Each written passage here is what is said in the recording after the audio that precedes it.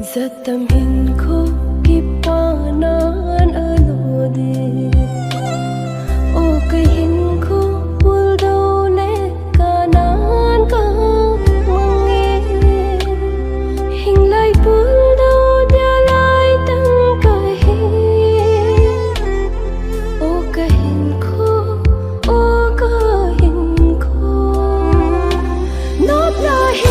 nop la hinko okay ding ping lâu na hin thing the sa no la ai ki bo ya ka to su boy ka sang thi bo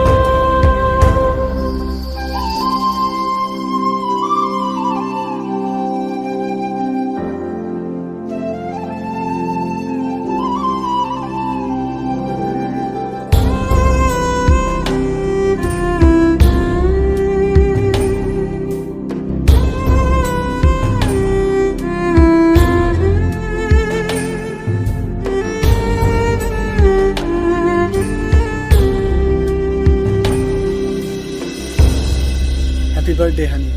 O kipana nay na ho sing song to ni lum lo san kho vang dâu zita lo e puldou na le ka na mo ka pa lai ni ki chai ding hita gam sa bang khan kho bai sin ai bol zo leo ngay lót xa lên ngày đâm in tiếng lê thu bồ nghe cả văn chơi tiếng khu tổ na in lúc lại đã lâu bóng cha đủ ta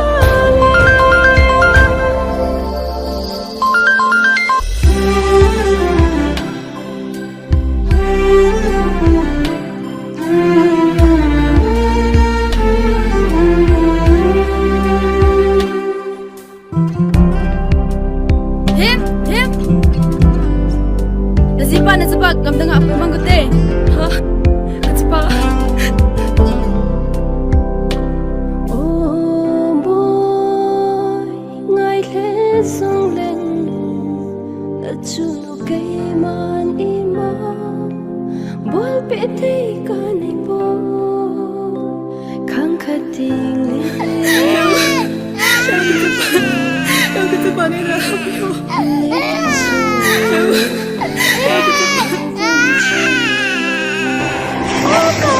chơi ta lại điều ba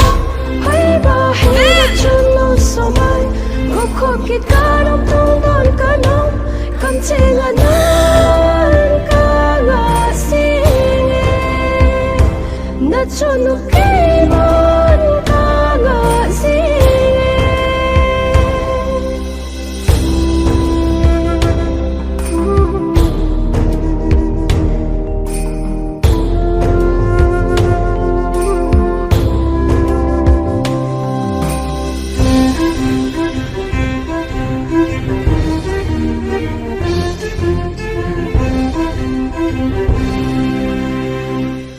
chun lu le mu nom song le chun bo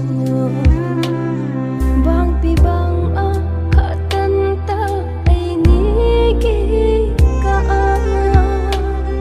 mong mo hi o ka no dei van chui khang kha ting le kan khong kit nan te o ka van chui ka lai gyu ga hay ba hay mà chun lâu sau mai